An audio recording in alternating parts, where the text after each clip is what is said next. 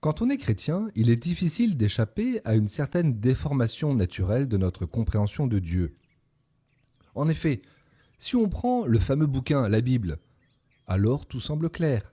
Il y a Dieu qui a créé le ciel et la terre, qui a donné l'existence à l'humanité et qui a entrepris de renouer une relation avec elle en s'adressant à quelques élus, puis des prophètes.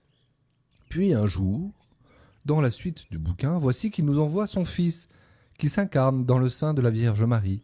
Ce Christ va donner son enseignement, va appeler des disciples, mourir sur la croix, ressusciter, monter au ciel et finalement envoyer l'Esprit Saint sur ceux qui ont été ses disciples.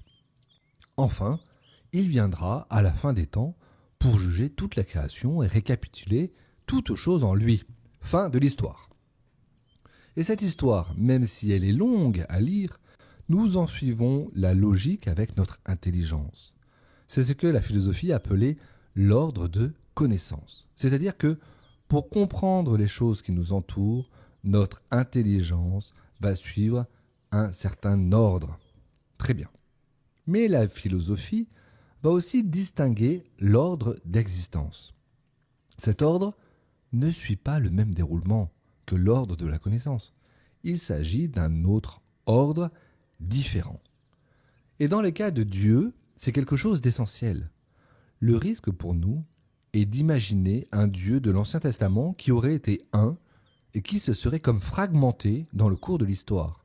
Et c'est ainsi que serait venu Jésus puis l'Esprit Saint. Mais c'est là une lourde erreur. Ce n'est pas parce qu'il a fallu du temps à l'humanité pour comprendre que Dieu était Trinité que la Trinité serait comme apparue à ce moment-là. L'incarnation est d'ailleurs un élément complexe dans cet édifice intellectuel. Dieu s'est incarné dans un être humain qui a eu un début dans le temps. L'humanité de Jésus est née de la Vierge Marie. Ce qu'il faut comprendre, et c'est ce que dit le Credo, c'est que Dieu est Trinité de toute éternité. Il y a toujours eu Dieu le Père éternel, Dieu le Fils éternel et Dieu l'Esprit Saint qui est l'amour éternel qui unit le Père éternel et le Fils éternel. Et là, nous sommes dans l'ordre d'existence. Nous sommes dans l'ordre des choses telles qu'elles existent et non pas dans l'ordre de la constitution de notre connaissance de ces choses. Pour prendre un exemple très simple, en 1843, un Britannique a calculé que devait exister une planète supplémentaire qui n'était pas visible à l'œil nu depuis la Terre. Il a découvert la planète Neptune par calcul. Mais cela ne veut pas dire que la planète Neptune soit apparue en 1843. Non, d'après l'ordre d'existence, Neptune existe depuis environ 4,5 milliards d'années. Mais d'après l'ordre de la connaissance, Neptune est connu depuis 1843.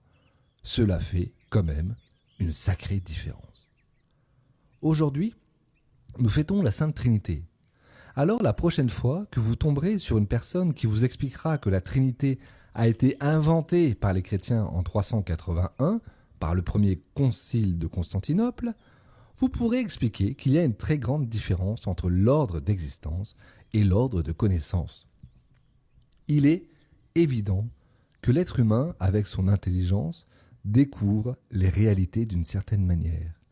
Mais cette même intelligence est capable de comprendre que les réalités existent d'après une autre manière, et que ce n'est pas notre esprit qui leur a donné l'existence. Dans le livre des Proverbes que nous avons entendu en première lecture, la sagesse de Dieu, qui est une image utilisée pour parler du Fils éternel, autrement appelé le Verbe de Dieu, parle et nous révèle qu'elle existe avant même toute création.